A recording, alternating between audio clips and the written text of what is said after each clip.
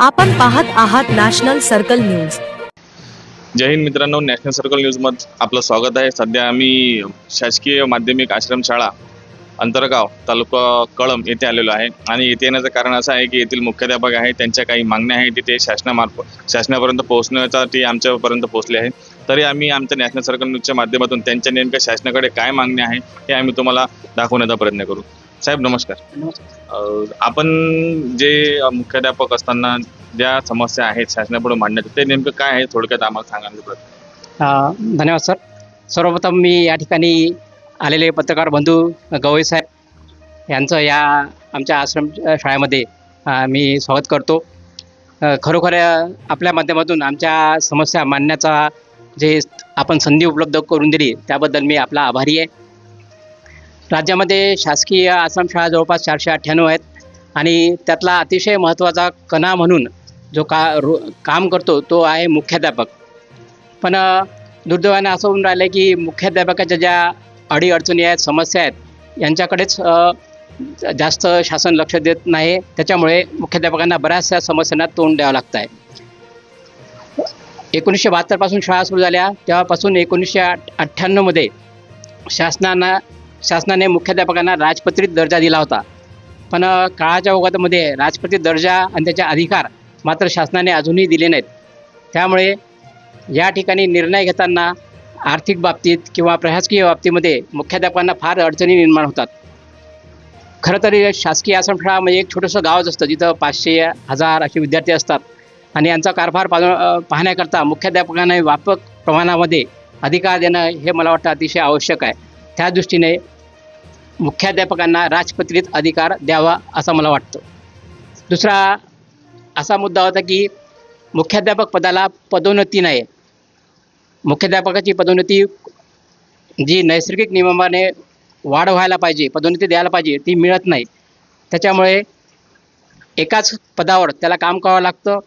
या डिपार्टमेंटमध्ये शिपाई, कामाठी, वार्डन हे अधिकारी पदापर्यंत जाऊ शकतात, मात्र मुख्याध्यापक यांना प्रमोशन नसल्यामुळे त्यांची वाढ या ठिकाणी कुठली आहेत।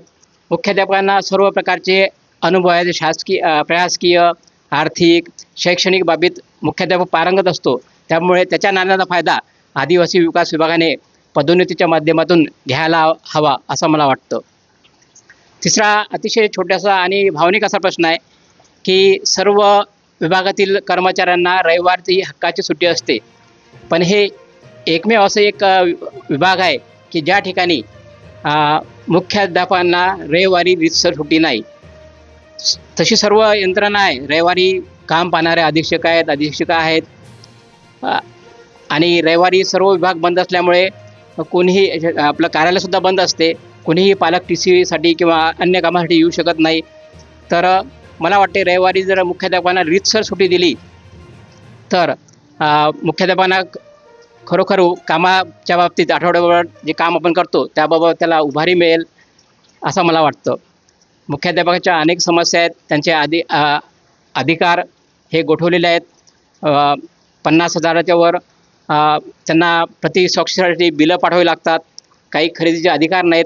त्याच्यामुळे बऱ्याचशा अडचणी निर्माण होतात आणि खरं तर या ठिकाणी आम्हाला फायलीशी न खेळता आम्हाला जिवंत विद्यार्थ्यांशी सोबत जे संबंध ठेवावे लागतात, त्यांचा विकास करण्याकरता रोल अदा करावा लागतो। या दृष्टीने आम्हाला जर का व्यापक अधिकार मिळाले तर मला वाटते या शासकीय आश्रमशाळा भविष्यामध्ये फार प्रगती करतील।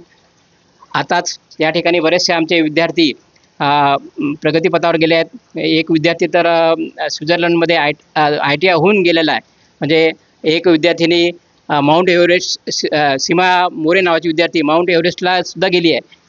अशी प्रगती हे आदिवासी विद्यार्थी करत आहेत।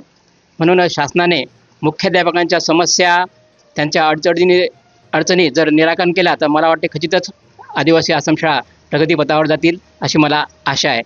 आपल्या माध्यमातून गवई साहेब यांच्या चॅनलच्या माध्यमातून आम्हाला ह्या समस्या मांडण्याची संधी उपलब्ध झाली, त्याबद्दल या ठिकाणी आलेल्या पत्रकार बंधूचं मी आभार व्यक्त करतो आणि माझे 2 शब्द संपवतो। धन्यवाद।